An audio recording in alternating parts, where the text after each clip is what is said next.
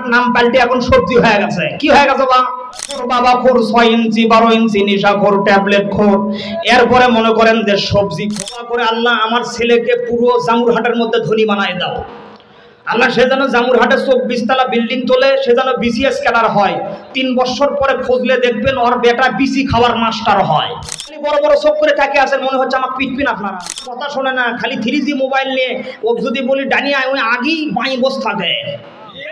আল্লাহ পাক বললেন হাদা বায়ানুন লিন্নাস, এ বায়ানটা মানবের জন্য, শুধু তাবলীগের জন্য কোরআন নয়, শুধু জামাত ইসলামের জন্য কোরআন নয়, শুধু বিএনপির জন্য এই কোরআনটা নয়।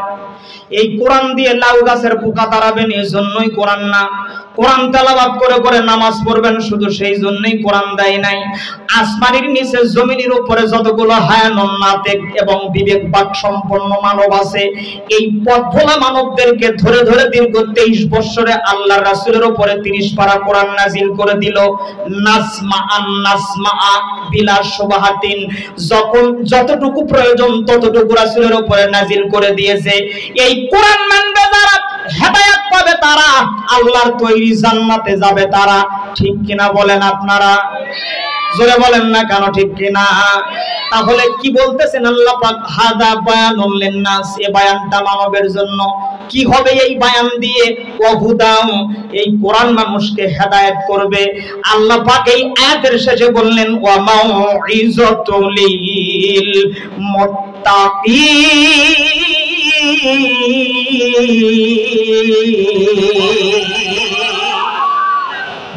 এটা মুত্তাকিনদের জন্য পথ প্রদর্শক। এখানে অনেক উলামায়ে কেরাম আছেন যাদের জুতো টানার যোগ্যতা আমার নাই, আলেম বানানোর ফ্যাক্টরি হলো এইগুলো মাদ্রাসা।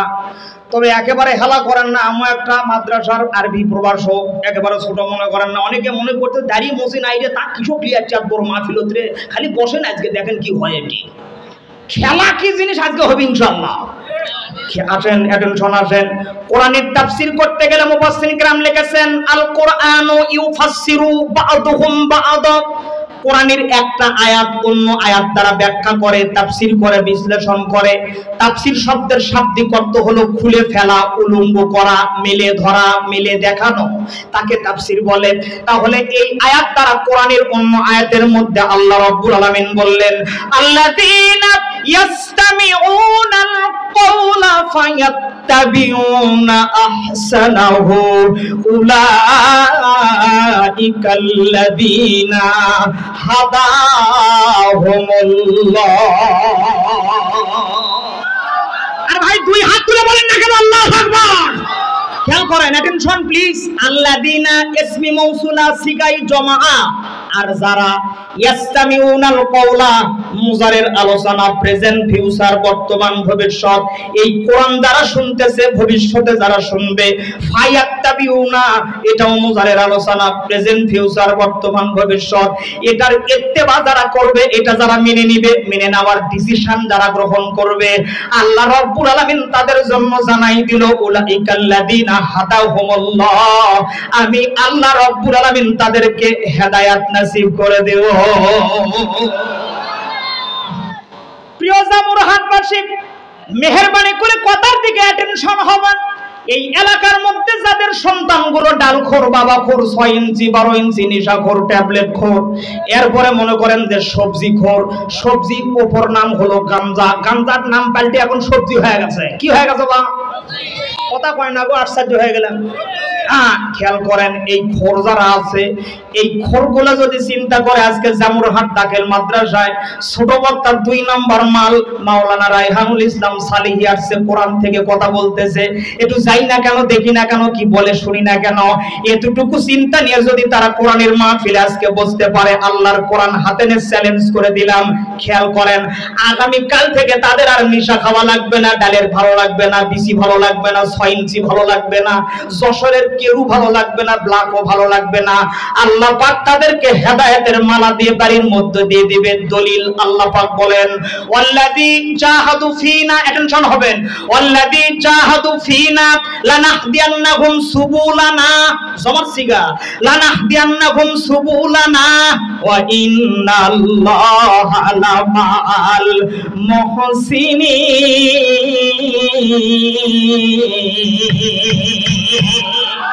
দেখান লাগবে, মেহেরবানি করে কষ্ট করে দুই হাত তুলে দেখান আল্লাহু আকবার। জোরে বলেন না কেন আল্লাহু আকবার। দেখো পাকিস্তানি জিয়া মরলো দুর্ঘটনায় ভাই, বিমান পুরে ছাই হইল, কোরআন পড়ে না। আল কোরআনের বিজয় নিশান, আল কোরআনের বিজয় নিশান তামাম বিশ্বে বিদ্যমান, তবু বিশ্ব থেকে হারাবে না পবিত্র কোরআন।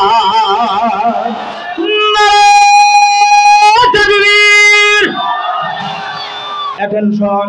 তাহলে বিগত 3টা আয়াত দ্বারা বোঝা গেল হেদায়েতের মালিক কে। জোরে বলেন না কেন কে? আপনারা আলেম মানুষ, আলেমের জন্য ইশারায় যথেষ্ট। এটি খেয়াল করেন, আল্লাহ পাক গরুকে হেদায়েত দিল, মহিষকে দিল, উটকে দিল, দুম্বাকে দিল, কুত্তাকে দিল, ভেড়াকে দিল, হাঁসকে দিল, মুরগিকে দিল। দলিল আল্লাহ পাক বলেন হুয়াল্লাযী আতা খালকা কুল্লা শাইইন সুম্মা হাদা। বলেন না প্রিয় ভাই, জোরে বলেন আল্লাহু আকবার। বলেন তো জামুরহাটবাসী, আল্লাহ কি গরুকে হেদায়েত করার জন্য নবী রাসূল দিয়েছে? মহিষকে হেদায়েত করার জন্য নবী রাসূল পাঠাইছে? না, মানুষকে হেদায়েত করার জন্য আল্লাহ পাক যুগে যুগে 1 লক্ষ মতান্তরে 2,24,000 নবী রাসূল পাঠাইলো।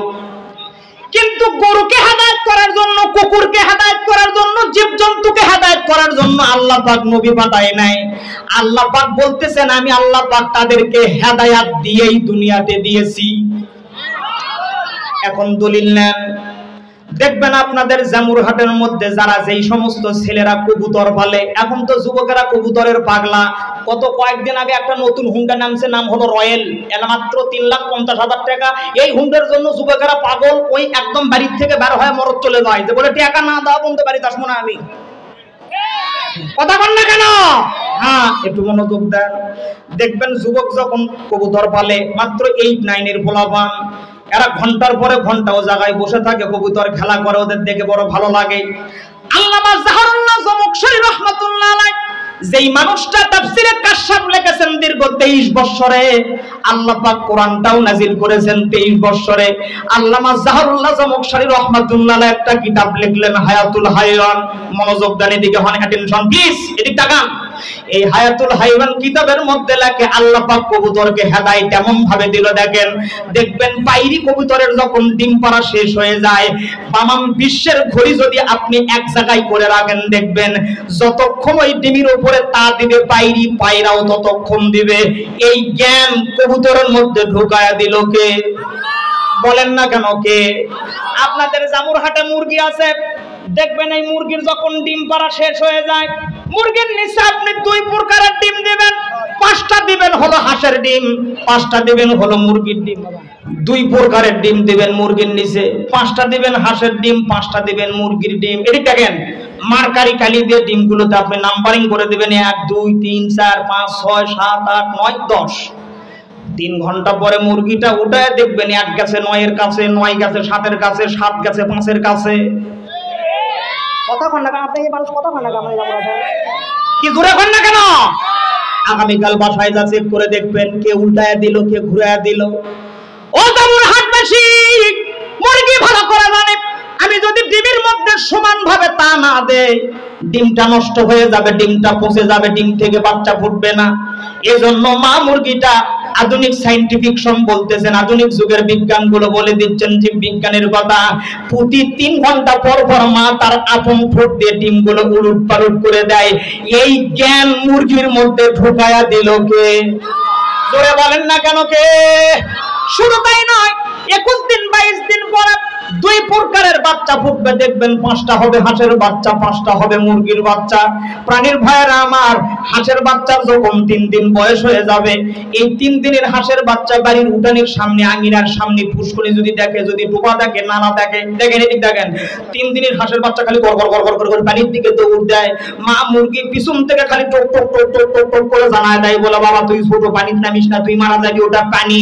হাঁসের বাচ্চা ঘাটটা ঘুরায় বলে মা আমি ওটা ভালো করে জানি, মারে পানির মধ্যে ঝাঁপ। কি কথা বল না কেন? হাঁসের বাচ্চা ভালো করে জানে আমার শরীরের তাপমাত্রা মাত্রা বেশি। আমি যদি পানিতে না নামি আমার স্টোমাক কাজ করবে না, আমার ডাইজেস্ট হবে না, আমার হজম হবে না, আমি মারা যাব, আমার পানির দরকার।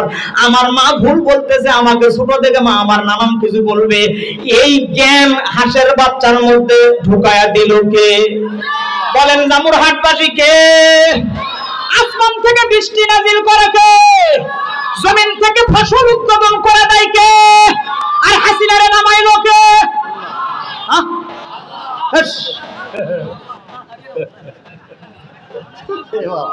হাসিনারে আল্লাহ নামাইছে? কথা কয় না, আল্লাহ নামাইছে। আপনাদের বিশ্বাস হয় আল্লাহ নামাইছে?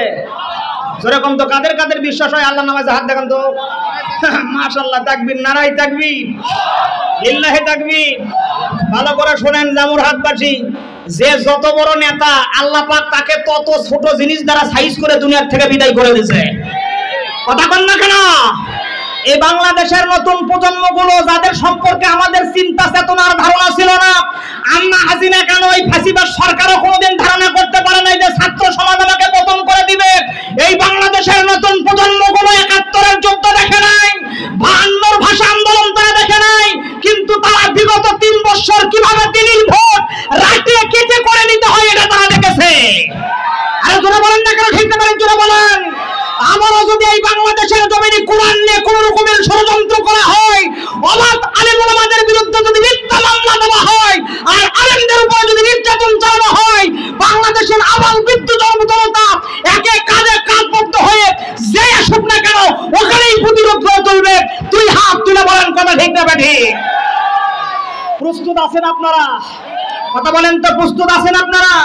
কারা কারা প্রস্তুত আছেন? আর একবার একটু তাকবীর দিবেন। লিল্লাহি তাকবীর, লিল্লাহি তাকবীর। অনেক সরকার আমরা বিগত আমলে দেখেছি, বব দেখা শেষ আমাদের। একটাবার অন্তর থেকে চাওয়া আল্লাহর কোরআন যেন পার্লামেন্টে যায়। কারা কাদের চাওয়া একটু হাত দেখান না, আমি দেখতে চাই। নারাই তাকবীর, লিল্লাহি তাকবীর। হাত নামান, আমাকে আলোচনা স্টার্ট করতে দেন, আমি একটু এখনো ভূমিকার মধ্যে আছি। প্রিয় ভাইয়েরা আমার, তাহলে বিগত 4টা আয়াত দ্বারা বোঝা গেল হেদায়েতের মালিক কে? আরো জোরে বলেন কে?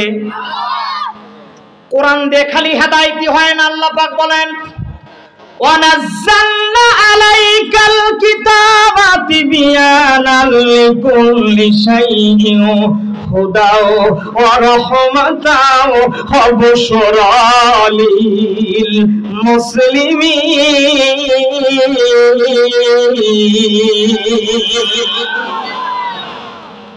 আসমানের নিচে জমিনের উপরে যত বিষয় আছে, তিবিয়ানাল লিকুল্লি শাইইন, সমস্ত বিষয়ের সমাধান একমাত্র কোরআন দিতে পারে। যেহেতু 2 নম্বর বক্তা, বেশি সময় হবে না, সংক্ষিপ্ত করে বলি শোনেন কিভাবে কোরআনের মধ্যে সবগুলোর সমাধান থাকে। মাত্র 1 মিনিট লাগবে বলবো, তারপর আমার তেলাওয়াতকৃত আয়াতের দিকে চলে যাব। মেহেরবানি করে মনোযোগ দেবেন। হযরত আলী খলিফা হওয়ার পরে সিরিয়া থেকে 19 জন মানুষ আসছে হযরত আলীর রাজ্য দেখার জন্য, যে মুসলমান কিভাবে রাজ্য পরিচালনা করে। অ্যাঙ্গেল করে একটা কথা বলে নেই, হযরত আবু বকর, হযরত ওমর, হযরত ওসমান, হযরত আলী যতদিন পর্যন্ত মক্কার জমিনে রাষ্ট্র চালাইছে, ততদিন মক্কার জমিনে কোনো জেলখানার প্রয়োজন হয় নাই। মুয়াবিয়ার আমল থেকে জেলখানা শুরু হইল। 19 জন যুবক যখন হযরত আলীর মুসলমানের রাষ্ট্রকে দেখার জন্য আসলো, হযরত আলী তার দাসকে ডাক দিয়ে বলে, দাস তুমি মক্কার বাজারে যাও, আর কিছু উটের দুধ ক্রয় করে নিয়ে আসো। সংক্ষিপ্ত করে বলি শোনেন। হযরত আলীর দাস হাতের মধ্যে বালতি নিয়ে মক্কার বাজারে গেল দুধ কেনার জন্য। বাজারের মিডল পয়েন্টে যখন পৌঁছে গেল, ডান দিক থেকে একটা লোক ডাক দিয়ে বলে, ইয়া আইয়ুহার শাবাবু তাআলহুনা, ও যুবক তুমি একটু আমার কাছে আসো। হযরত আলীর দাস দুধের বালতি নিয়ে মুরব্বির কাছে গিয়ে সালাম দিয়ে দিল। মুরব্বি সালামের অ্যানসার দিয়ে দিল। মুরব্বি ডাক দিয়ে বলে, তোমার দেখলেই মনে হচ্ছে যে তুমি আলীর দাস হবা। বলে, হ্যাঁ অ্যাবসলিউটলি সঠিক, আপনি সত্য কথা বলেছেন, সঠিক কথা বলেছেন, আমি আলীর দাস। মুরব্বি ডাক দিয়ে বলে, দাস আমি সাহাবায়ে রাসূল, আমি রাসূলকে দেখেছি, কিন্তু আমি মুসলমান, আমি সাহাবী, আমার বাড়িতে উটের পাল আছে, অনেক উট আছে আমার বাড়িতে। এই উটের পালের মধ্যে একটা মাদি উট উত্তেজিত হয় না, গর্ভবতী হয় না, বাচ্চাও দেয় না।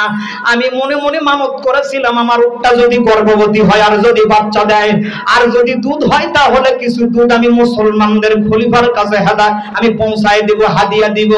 আমার 3 মাস আগে উট বাচ্চা প্রসব করেছে, বড় সুন্দর চেহারা, অনেক দুধ উটের হইতেছে। আমি সাংসারিক ঝামেলার কারণে যাইতে পারতেছি না।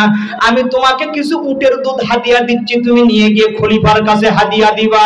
চিৎকার করে কোন মারহাবা। হযরত আলীর দাস চিন্তা করে আমি তো দুধ নেওয়ার জন্যই আসছি, কথা বল না কেন, ঠিক কিনা? লোকটা দৌড় দিল, বাসা থেকে উটের কিছু দুধ নিয়ে এসে বালতির মধ্যে ঢেলে দিল। মোটামুটি বালতি ভরা ভরা ভাব হয়ে গেল। হযরত আলীর দাস হাতের মধ্যে দুধের বালতি নিয়ে আল্লাহকে স্মরণ করে আলীর দিকে রওনা দিবে। এমত অবস্থায় বাম দিক থেকে একজন মুরব্বি ডাক দেয়, ইয়া আইয়ুহা শাবাবু তাআলহুনা, ও যুবক তুমি একটু আমার কাছে আসো, আমি তোমার সঙ্গে কথা বলতে চাই। হযরত আলীর দাস এক পা দুপা করে দুধের বালতি হাতে নিয়ে লোকটার কাছে পৌঁছে গিয়ে সালাম দিয়ে দিল। লোকটার মুখের মধ্যে দাড়ি নাই, এরপরে মনে করেন যে ক্লিন শেভ, মানে নমো নমো ভাব। লোকটা বলতেছেন তুমি কি আলীর দাস নাকি? তোমাকে দেখলে আলীর দাসের মতো লাগে। ডাক দেখতে বলতেছে তোমাকে দেখলেই হযরত আলীর দাস মনে হয়। দাস, আমি সনাতন ধর্মের মানুষ, আমি হিন্দু মানুষ, কিন্তু আমি আজ থেকে প্রায় 2 বছর আগে আল্লাহর দরবারে একটা মানত করেছিলাম। লোকটা ডাক দেয় বলে, দাস, আমি সনাতন ধর্মের মানুষ, আমার বাড়িতে অনেক শুকুর আছে। এই শুকুরের পালের মধ্যে একটা মাদি শুকুর উত্তেজিত হয় না, গর্ভবতীও হয় না, বাচ্চাও দেয় না। আমি মনে মনে মানত করেছিলাম আমার এই শুকুর যদি গর্ভবতী হয় আর বাচ্চা দেয়, মুসলমানদের যেই খলিফা হোক না কেন, আমি শুকুরের কিছু দুধ হাদিয়া করে মুসলমানের খলিফার কাছে পৌঁছে দিব।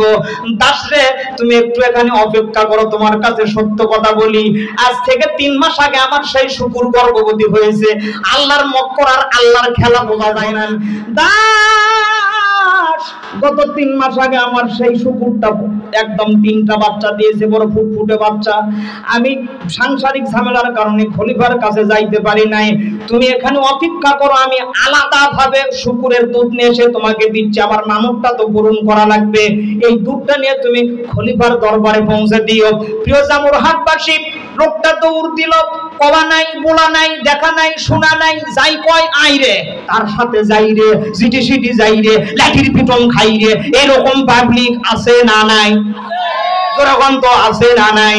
লোকটা দৌড় দিয়ে শুকুরের দুধ নিয়ে এসে যেই বালতির মধ্যে উটের দুধ ছিল, ওই বালতির মধ্যে শুকুরের দুধ ঢেলে দিল। প্রিয় জামুরহাটবাসী, স্বাভাবিকভাবে উটের গোশত খাওয়া হলো হালাল আর শুকুরের গোশত খাওয়া হলো হারাম। তাহলে অটোমেটিক উটের দুধ হালাল হবে আর শুকুরের দুধ হারাম হবে।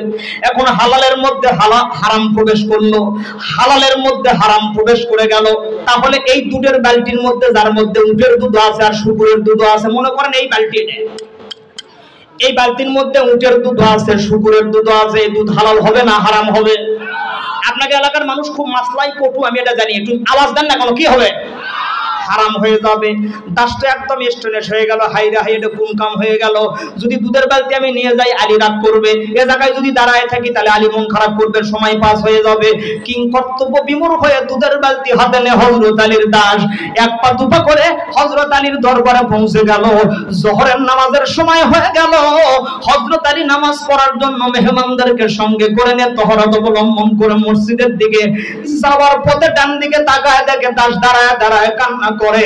হযরত আলী এক পা দুপা করে দাসের কাছে এসে ডাকতে বলে, দাস, কি ব্যাপার, তুমি কামায় জায়গায় কান্না করো, তার পিছনে কারণ কি? তোমার চোখে পানি কেন?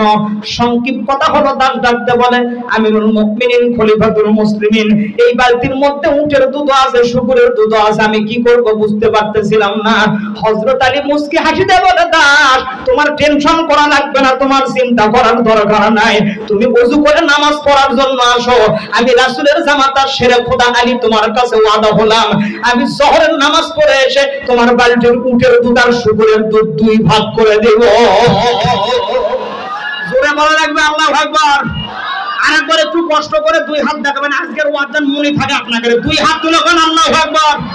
আরেকবার তাকবীর দিবেন যাতে মাঠটা ফিল আপ হয়ে যায়। নারে তাকবীর। মাশাআল্লাহ, আমার মোটামুটি ফিলাপ হয়ে গেছে, আর অল্প একটু হলেই হয়। খেয়াল করেন, এখন তাহলে বলেন তো মুসলমান, এ বালতির দুধ কি দুই ভাগ করা যাবে? একজন বলে যাবে, আপনাদের মধ্যে কি যাবে? এই লোক বলতেছে যাবে না, কি সত্যি যাবে না? যাবে না? 100 বার যাবে, 100% যাবে। কেন যাবে না? আল্লাহ পাক বলেন, ওয়া নাযালনা আলাইকাল কিতাবা তিবয়ানাল লিকুল্লি শাইইন হুদাও ওয়া রাহমাতাও ওয়া বুশরা লিল মুসলিমিন।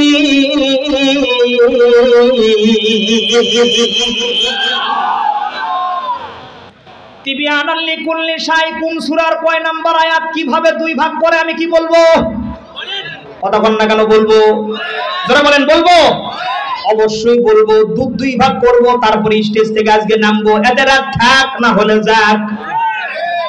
রাজি আছেন যারা? আল্লাহু আকবার বলেন তারা। কি রাজি আছেন তো নাকি বলেন?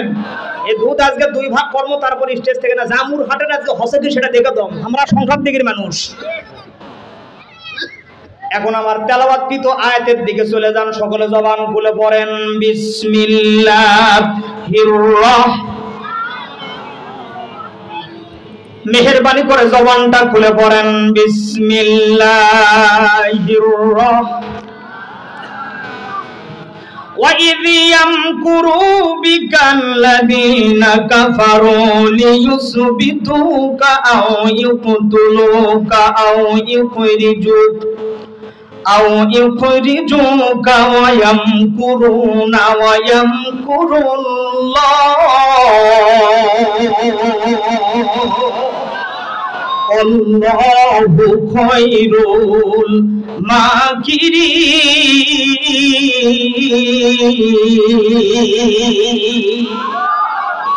প্রিয় জামুরহাটবাসী, বিভিন্ন কিচ্ছা কাহিনী শোনার পরে আপনার আমলনামায় সওয়াব হইতেও পারে, নাও পারে।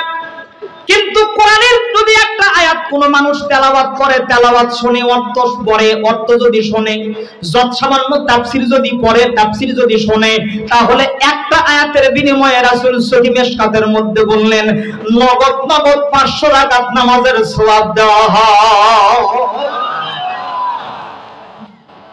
আপনারা কি জানেন সওয়াব কত বড়?